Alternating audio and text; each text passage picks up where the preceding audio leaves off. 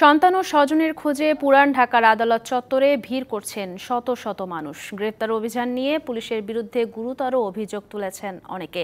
আবার স্বজনদের ধরে কোথায় নিয়ে যাওয়া হচ্ছে সেই তথ্য না দেয়ায় দুর্বিষহ সময় পার করতে হচ্ছে তাদের। পুলিশ বলছে, নিরপরাধ কাউকে ধরলে জড়িত পুলিশ সদস্যদের বিরুদ্ধে ব্যবস্থা নেওয়া হবে। পুরান ঢাকার আদালত চত্বরে শত শত মানুষের ভিড়, খুঁজে ফিরছেন স্বজনকে। তাদেরই একজন সানা আলম রিনা। কোলের শিশুকে নিয়ে খুঁজছেন স্বামীকে। রিনার দাবি, কোটা সংস্কার আন্দোলন ঘিরে সহিংসতার 3 দিনে বাসা থেকেই বের হননি তার স্বামী।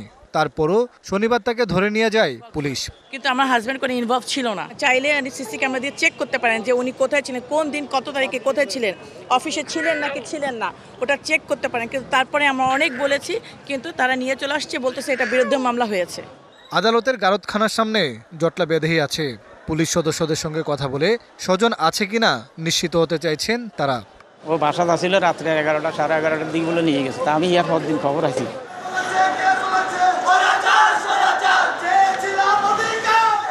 একের পর এক প্রিজন ভ্যান ঢুকছে আদালত চত্বরে, আর সেই ভ্যানের কাছাকাছি ছুটছেন স্বজনেরা।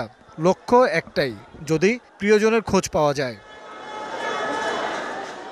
গারদখানা থেকে এজলাস কক্ষে আসামিদের তোলার সময় প্রিয়জনে দেখা পান অনেকেই। তখন তৈরি হয় আবেগঘন পরিবেশ। আজকে উঠাইছে, আমরা এতদিন খবর পাই নাই।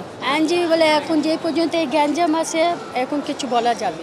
গ্রেপ্তার অভিযান নিয়ে পুলিশের বিরুদ্ধে গুরুতর অভিযোগ করেন অনেক স্বজন। ধম ধম করে গেট খুলছে, কাবুড়ি চুপ থাক নালে তোর গুলি করে দিমু, এমনি উঠাইছে আমার ভাইরে। আর ওনারা বলতেছে যে ওই যে ভাঙচুর এগুলো নাকি করছে, কিন্তু আমার ভাই এগুলো করে নাই কিচ্ছু।